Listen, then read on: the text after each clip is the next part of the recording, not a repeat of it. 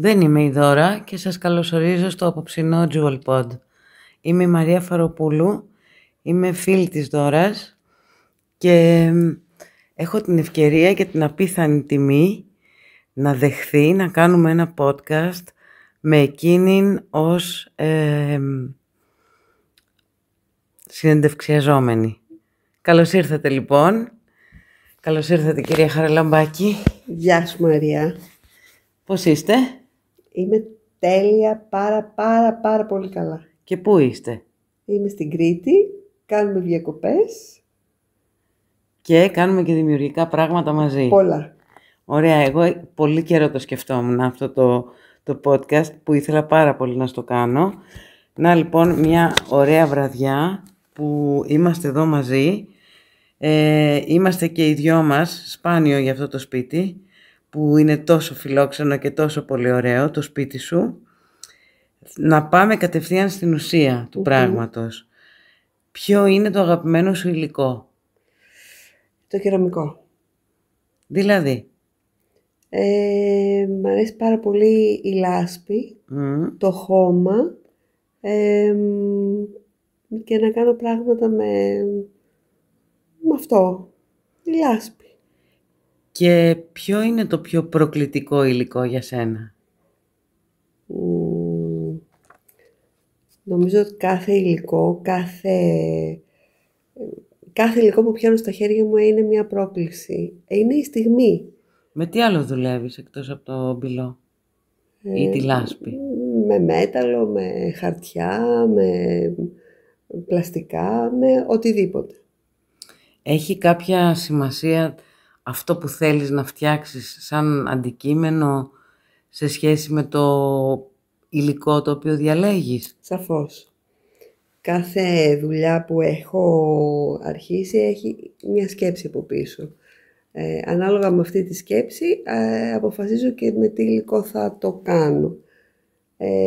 Για τα πιο εμπορικά κοσμήματα που φτιάχνω χρησιμοποιώ μέταλλο. Έχω χρησιμοποιήσει όμως κατά καιρούς πάρα πολλά υλικά.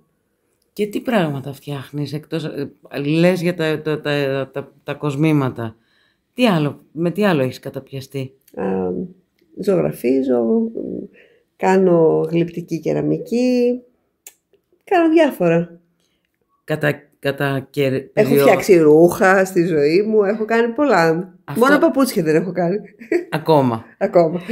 Να σου πω, αυτό γίνεται σε περιόδους της ζωής σου ή πάντοτε με όλα καταπιάνεσαι? Νομίζω ότι αν δεν κάνω κάτι, δεν αναπνέω. Είναι η αναπνοή μου αυτό. Άρα πάντα κάνω κάτι.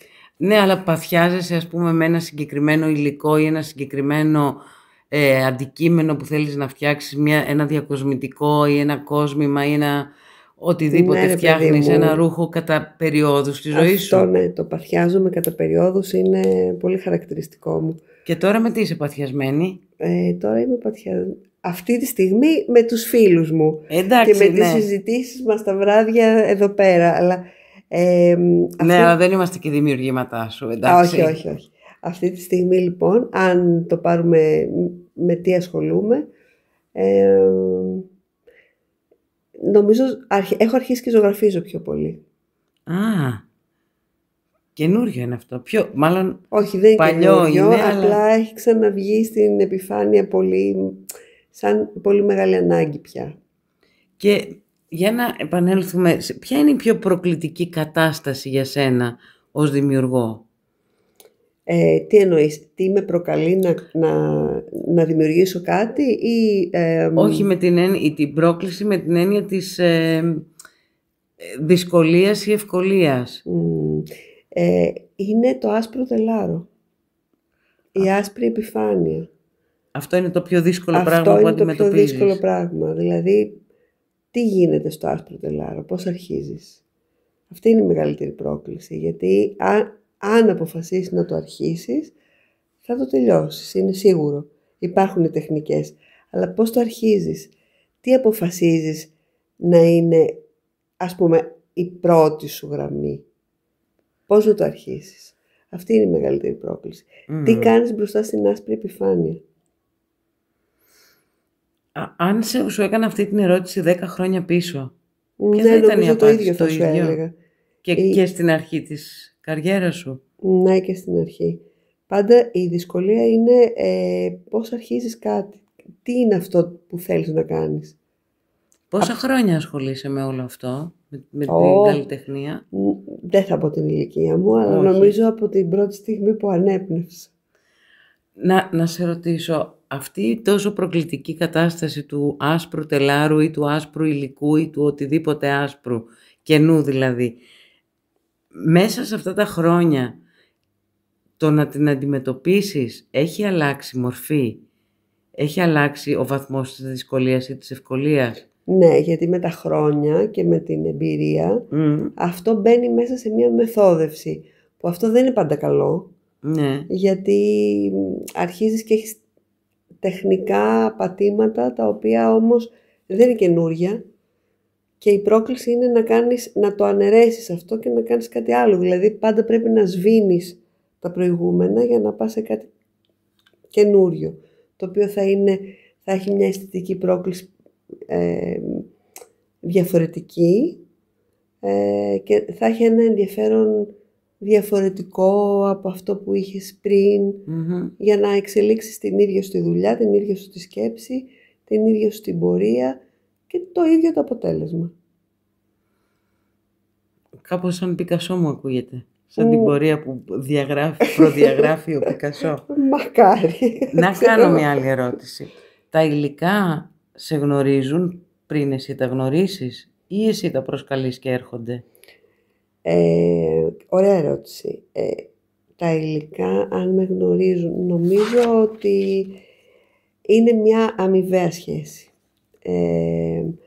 Πάρα πολλές φορές, εγώ προσωπικά, αλλά νομίζω και πολλοί άνθρωποι που ασχολούνται με όλα αυτά, αποφασίζουν να αφήσουν το υλικό να τους μιλήσει, το τυχαίο να το επιλέξουν και αυτό να σε πάει σε κάτι άλλο που δεν το έχεις προαποφασίσει. Αλλά και αυτό δεν είναι μια απόφαση. Άρα είναι μια αμφίδρομη... Είναι ένας διάλογος. Είναι μια αμφίδρομη σχέση. Ξεκάθαρα. Πολύ ωραίο, Ναι. Πολύ ωραίο. Θέλω να μου πεις, πάντα θέλω να το ρωτώ αυτό, να έχω την ευκαιρία να το μιλάω με τους καλλιτέχνες. Τι συμβαίνει μέσα στο μυαλό του καλλιτέχνη? Τι είναι αυτό που καταρχήν σε κεντρίζει, μία οποιαδήποτε φορά πες, και πώς αυτό γίνεται έμπνευση και τελικά πώς γίνεται δημιούργημα? Τώρα θα μιλήσω για μένα. Ναι. Ναι, δεν μπορώ να μιλήσω για τίποτε άλλο παρά μόνο για τη ζωή. Η ζωή είναι η έμπνευση. Οτιδήποτε μπορεί να είναι έμπνευση. Οτιδήποτε όμως. Αρκεί να το δεις με ένα άλλο μάτι. Και νομίζω ότι αυτό είναι διαφορετικό σε ανθρώπους που ασχολούνται με κάτι πιο δημιουργικό. Αυτό θέλει άσκηση από τον καλλιτέχνη? Ναι, θέλει άσκηση και θέλει και έρευνα. Δηλαδή, οτιδήποτε είναι γύρω μας μπορεί να είναι μια πρόκληση, αλλά όχι επιφανειακή. Ναι. Να πούμε ένα παράδειγμα. Ένα σχήμα ή ένα χρώμα ή είναι τόσο πολύ μεγάλη η πορεία ανθρώπων που έχουν ασχοληθεί με αυτό, που αυτό και από μόνο του, αν το γνωρίζεις ή θέλεις να το σκαλίσεις λίγο, αυτό και μόνο είναι μια πρόκληση και μια έρευνα. Αν προσθέσεις ακόμα ένα λιθαράκι σε αυτό, έχεις καταφέρει κάτι καινούριο. Που πραγματικά καινούριο δεν υπάρχει, αλλά λέμε. Είναι η προσωπική σου ματιά και το προσωπικό σου αποτύπωμα. Δεν ξέρω αν σου έχω απαντήσει σε αυτό που με ρώτησες. Θα το συζητήσουμε κι άλλο. Και όταν αυτό το δημιούργημα τελικώς γίνει και αποξενωθεί από εσένα, εσύ ως καλλιτέχνης πώς το αισθάνεσαι? Θα πω κάτι και συγγνώμη τώρα που θα το πω. Η τέχνη είναι σαν το σκατό. Πρέπει να φεύγει από πάνω σου. Να ξαναγεμίζει. Και για να ξαναφύγει. Πρέπει να φεύγει. Δεν το αισθάνομαι τίποτα. Είναι... αρχίζω και αποστασιοποιούμε από το έργο, από τη στιγμή που το φτιάχνω. Πια δεν μου ανήκει. Για κάνε ένα rephrase που λέμε εμείς στη διαμεσολάβηση και άστε αυτά που είπες και ξαναπες το με ένα άλλο τρόπο. Θέλω να πω ότι,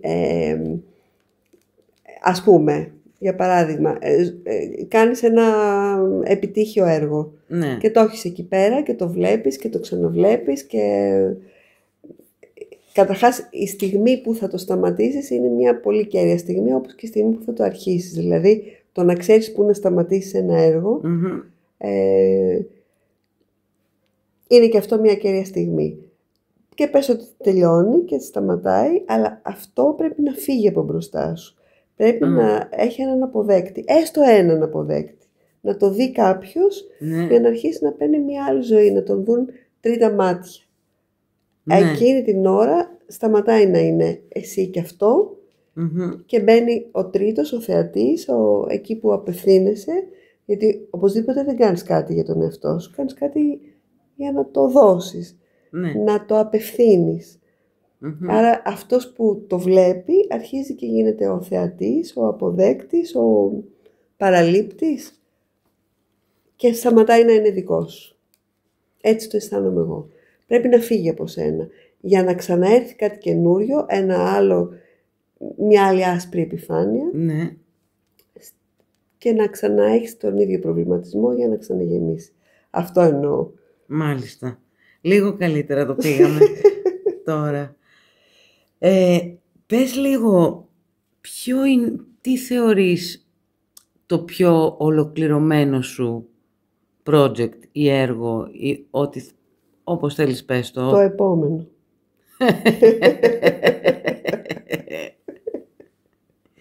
Για πες μας λοιπόν, ποιο είναι το επόμενο. Τώρα το επόμενο δεν ξέρω ποιο θα είναι. Γι' αυτό είναι ολοκληρωμένο, δεν το ξέρουμε.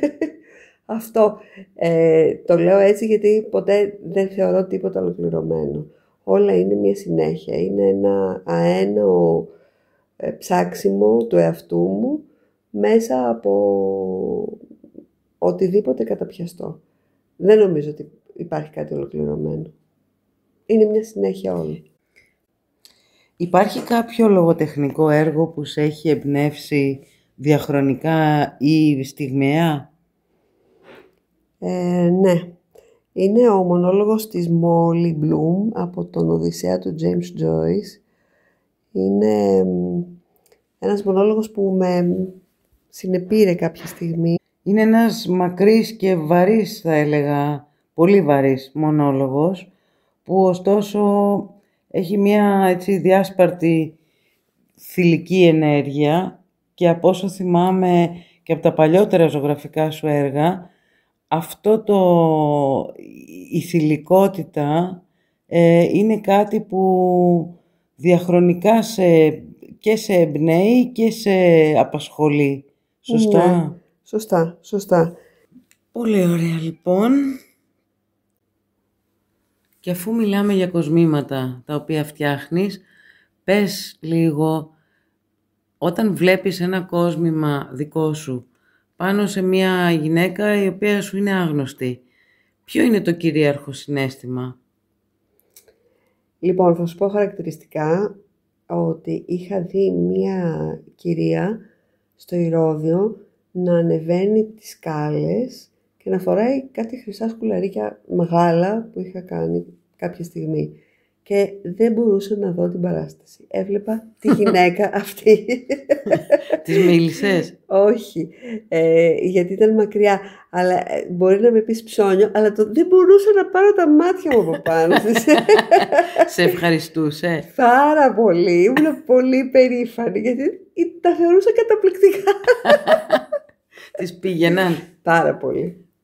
Πάρα πολύ. Ενώ το αντίστροφο, τι σε θορυβεί? περισσότερο όταν βλέπεις τι σε ανησυχεί σε ένα κόσμημα? Δεν με ανησυχεί κάτι, απλά είναι μερικές φορές που θέλω να πω σε κάποια γυναίκα, δεν θα το κάνω ποτέ, ούτε το έχω κάνει, αλλά μου έρχεται πολύ αυθόρμητα να πω αυτό που φοράς δεν σου πάει. Δεν είσαι εσύ. Θα ήθελα πάρα πολύ να το πω σε πάρα πολλές κυρίες. Οπότε θα αναλάμβανες να τους το αντικαταστήσεις κιόλας. Ναι, με μεγάλη μου χαρά. Και το κόσμημα είναι κάτι με το οποίο ασχολείσαι πόσα χρόνια? Πάρα πολλά. Έχω ξεχάσει. Είμαι και μεγάλη γυναίκα, τώρα μην ρωτάμε ηλικίες και τέτοια, νούμερα, έχω και δυσαριθμία. Αλλά δεν ασχολείσαι μόνο εσύ ως καλλιτέχνης στο κόσμημα, αλλά έχεις περάσει και από διάφορες φάσεις τις οποίες έχεις διδάξει ανθρώπους, έχεις οργανώσει ανθρώπους σε σχέση με το εικαστικό κόσμημα. Σωστά? Ναι. Πες λίγο την ιστορία αυτή, γρήγορα. Είχαμε με την Χαρά την Καραμιχάλη μια σχολή που λεγόταν Crafted και εκεί πέρα κάναμε διάφορα μαθήματα. Είχα τη μεγάλη τύχη να με εμπιστευτούν και να συμπράξουμε μαζί πάρα πολύ σπουδαίες γυναίκες και να κάνουν πάρα πολύ ωραίες δουλειές και να τις καμαρώνω αυτή τη στιγμή. Μια πολύ δημιουργική περίοδο για μένα. Πήρα πάρα πολλά από αυτή την συνέβρεση με τους ανθρώπους. Αυτό. Τι σε όθησε στο να θελήσεις να διδάξεις σε σχέση με το κόσμημα αυτές τις γυναίκες και να οργανώσεις αυτή τη σχολή? Δεν ξέρω να στο απαντήσω το τι με όθησε. Αυτή η ανάγκη μου να μοιράζομαι μάλλον. Έχω τρομερή ανάγκη να μοιράζομαι. Καταρχάς θαυμάζω πάρα πολύ τους ανθρώπους που προσπαθούν, που φτιάχνουν, που είναι ανοιχτοί και δεν θεωρούσα ποτέ ότι δίδασκα. Παρέα κάναμε και φτιάχναμε μαζί πράγματα και το πηγαίναμε παρακάτω. Θαυμάζω τους ανθρώπους, αυτό είναι. Πάρα πολύ όμως. Οποιοςδήποτε σκύβει πάνω από κάτι για να το κάνει κάτι, σκύβω κι εγώ μαζί του. Και μαθαίνεις από αυτό. Εννοείται. Και η ζωγραφική όμως που τώρα τελευταία είπες στην αρχή αυτής της συνέντευξης ότι ασχολείσαι περισσότερο τώρα με τη ζωγραφική όπως και πολύ παλιότερα, είναι πιο μοναχική. Σωστά? Ναι, είναι πιο μοναχική. Είναι και πιο προκλητική σαν έκφραση. Δεν το βλέπω πιο προκλητική. Βλέπω ότι είναι πιο μοναχική σαν δρόμος. Είναι λίγο πιο απαιτητική. Έχεις να πεις πιο πολλά πράγματα όμως μέσα από αυτό. Είναι άλλος δρόμος. Είναι άλλος δρόμος έκφρασης. Είναι άλλο το μέγεθος. Ναι. Ένα κόσμημα πάντα είναι πιο μικρό. Χρησιμεύει σε κάτι. Δηλαδή είναι εφαρμοσμένη τέχνη. Ναι. Πρέπει να μπει σε ένα σώμα. Ενώ ένα εικαστικό μπορεί να είναι επιτύχιο, μπορεί να είναι να κρέμεται, να είναι περίοπτο, δηλαδή να είναι γλυπτικό, μπορεί να είναι 1000 πράγματα. Μπορεί να είναι βίντεο, μπορεί να είναι... Υπάρχουν χιλιάδες τρόποι έκφρασης. Τώρα, τελευταία που σου λέω ξαναρχίζω να ζωγραφίζω, το τελάρο με προκαλεί. Ναι. Είναι συγκεκριμένα πράγματα που προφανώς είναι συγκεκριμένα πράγματα που σε εμπνέουν και θέλεις να ακολουθείς, να κάνεις. Ναι. Αλλά θέλω να πω, έχεις και εδώ μια ρότα ή παίρνεις το πινέλο σου ή το μολύβι σου και όπου σε βγάλει ο δρόμος? Έχω μια ρότα. παίρνω ένα πινέλο και δεν είμαι ο Πόλοκ Ναι. να πετάω χρώματα. Όχι. Έχω συγκεκριμένα πράγματα. Πάντα λειτουργώ, πάντα πρώτα γράφω. Έχω ένα μπούσουλα τέτοιο στο κεφάλι μου για να μαζέψω τη σκέψη μου και να μην χαώνομαι, γιατί έχω την τάση να χαώνομαι. Πρώτα λοιπόν γράφω, έχω ένα σκελετό, ένα σκεπτικό κάτω από το οποίο αρχίζω και δημιουργώ. Μετά κάνω κάποια σκίτσα και μετά περνάω στα τελικά πράγματα, τα οποία δεν είναι ποτέ τελικά γιατί πάντα τα αλλάζω. Και κάθε μέρα μπορεί τη μία μέρα να κάνω κάτι και την άλλη μέρα να το ξαναμουτζουρώσω και την άλλη μέρα να γίνει κάτι άλλο. Και αυτό έχει μια πορεία αρκετά μεγάλη. Δηλαδή το παιδεύω, δεν είναι... Ναι. Δεν έχω άμεση έκφραση δηλαδή. Το παιδεύω πάρα πολύ το θέμα. Από όσο ξέρω τώρα μέχρι σήμερα, η ζωή σου έχει διάφορα κομμάτια, διάφορα τμήματα. Δηλαδή έχεις ένα κομμάτι καθημερινότητα σαφώς, έχεις μεγαλώσει 2 παιδιά και μάλιστα απίστευτα παιδιά, καταπληκτικά παιδιά. Έχεις κάποιες δουλειές, μια καθημερινότητα δηλαδή, η οποία είναι αρκετά απαιτητική σε λειτουργικό επίπεδο εννοώ. Και ταυτόχρονα μου λες ότι τη μία μέρα μου τζουρώνεις, την άλλη ξαναφτιάχνεις, την τρίτη ξαναεπισκέπτεσαι και όλα αυτά και αυτά. Αυτό τώρα όλο μαζί, σε παρακαλώ μπορείς να με διδάξεις να το κάνω κι εγώ, γιατί εμένα με απασχολεί πάρα πολύ η δουλειά μου και δεν μπορώ να κάνω τα καλλιτεχνήματά μου, Ναι. που δεν κάνω κιόλας. Πώς το κάνεις όλο αυτό? Γιατί αυτή είναι η δουλειά μου μάλλον. Είναι η ζωή μου. Δεν μπορώ να κάνω κάτι άλλο. Αυτό είναι. Μπορείς να ζήσεις χωρίς το ένα ή χωρίς το άλλο? Αποκλείεται. Και τα δύο σε συνδυασμό πάντα. Ναι. Που πια 202 είναι 202 δηλαδή. είναι, αλλά όλοι μας κάνουμε 202 και εσύ κάνεις 202. Καλά, ναι. Όλοι μας κάνουμε 202. Ξέρεις τι, είναι που κάνει focus ο καθένας. Ναι. Στην καθημερινότητά του. Εγώ έχω ένα εργαστήριο, το οποίο έχει και ανθρώπους που δουλεύουν για μένα κτλ. Ακριβώς. Ωραία. Μετά, όταν φεύγουν όλοι και μένω μόνη μου, έχω μια ευκαιρία να είμαι εγώ και αυτό που θέλω να προχωρήσω λίγο. Ναι. Που είναι ο εαυτός μου επί της ουσίας. Αυτό παιδεύω. Προχωράς με γοργούς ρυθμούς ή αργά-αργά? Αργά-αργά. Λόγω του υπολείπου πράγματος? Όχι. Ποια είναι η συνθήκη Λόγω εκείνη του παιδέματος. Λόγω του παιδέματος που κάνω με αυτό που έχω απέναντί μου. Άρα η συνθήκη είναι ότι όταν τελειώσουν όλα τα καθημερινά, αυτά που λέμε σε εισαγωγικά καθημερινά, τα οποία είναι επίσης αρκετά δημιουργικά στην περίπτωσή σου, μπαίνεις σε μια φουσκάλα διαφορετική και αρχίζεις και κοιτάς αυτό, ή θέλει ένα ειδικό κουράγιο, μια ειδική άλλη συνθήκη? Δεν έχω κανένα ειδικό κουράγιο. Είναι αυτό που έχω ανάγκη, ξέρεις.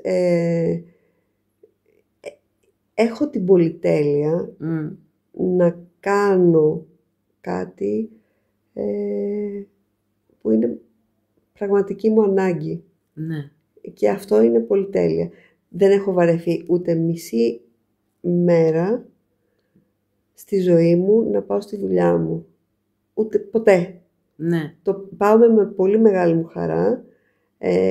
Την κάνω τη δουλειά μου με πάρα πολύ μεγάλη χαρά, γιατί αυτό είναι που το έχω επιλέξει και έχω, το ξαναλέω πολλές φορές, την πολυτέλεια να είναι αυτό που μου αρέσει. Άρα και όλα τα υπόλοιπα που κάνω γύρω σε σχέση με αυτό είναι μεγάλη μου χαρά.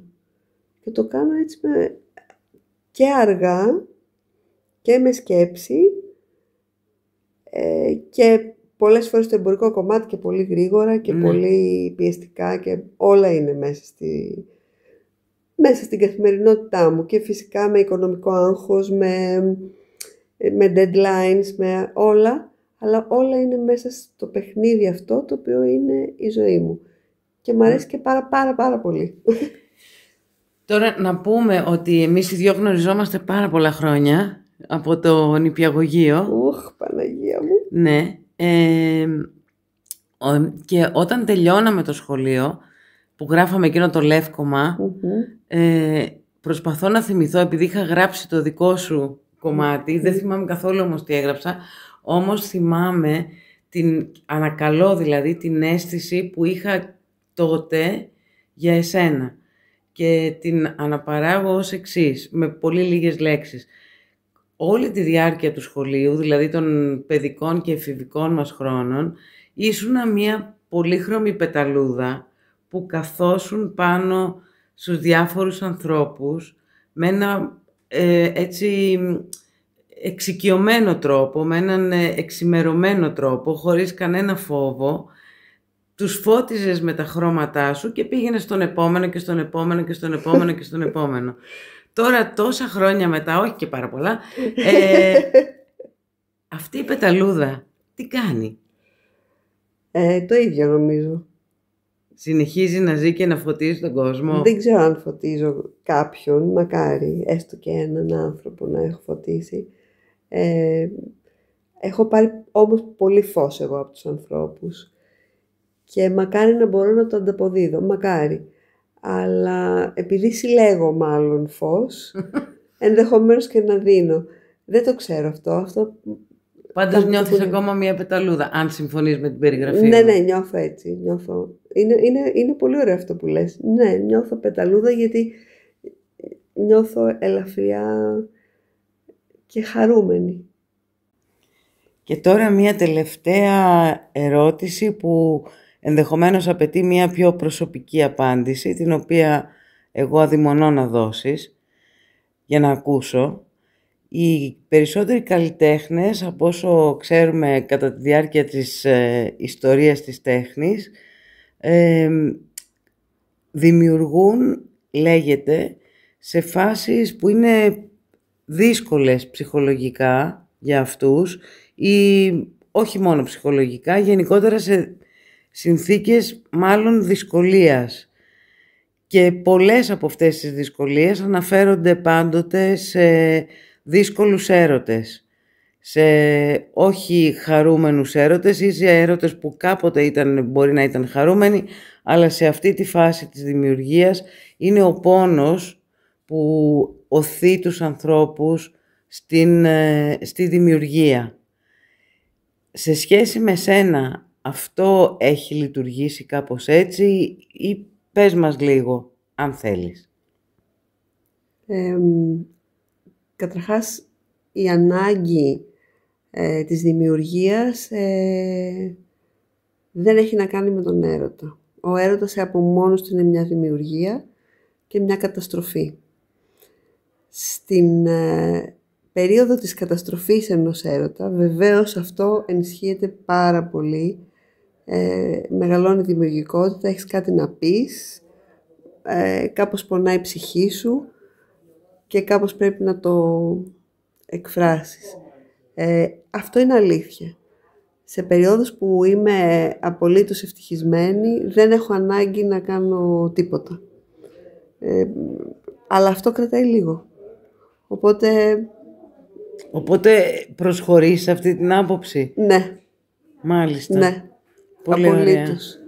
Δεν ξέρω τι να ευχηθώ τώρα εγώ. Να ευχηθώ να είσαι ερωτευμένη και ευτυχισμένη ή να είσαι ερωτευμένη και δημιουργική. Αν έχεις έναν έρωτα, φοβάσαι την απώλειά του. Ναι. Και αυτό είναι ο μεγαλύτερος φόβος πανανθρώπινα, νομίζω. Ναι, σωστά. Η απώλεια.